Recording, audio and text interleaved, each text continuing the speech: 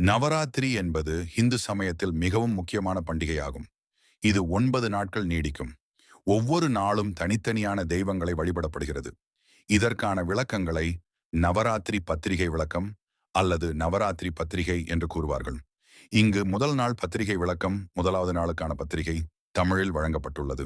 நவராத்திரி முதல் நாள் பத்திரிகை விளக்கம் பதமா பத்திரிகை.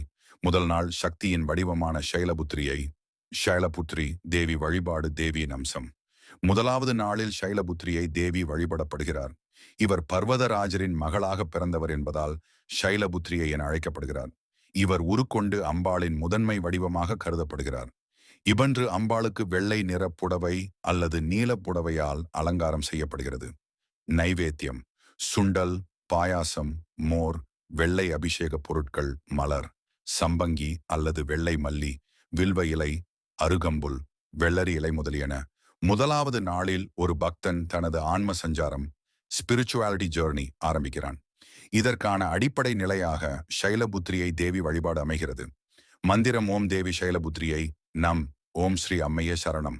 இன்று நவராத்திரியின் முதல் நாளில் ஷைலபுத்ரியை அம்மன் அருளால் எல்லா தோஷங்களும் நீங்கி நல்ல ஆரோக்கியம், மன நிம்மதி, குடும்ப ஒற்றுமை என எல்லா வகையிலும் நலம் வேண்டுகிறோம்.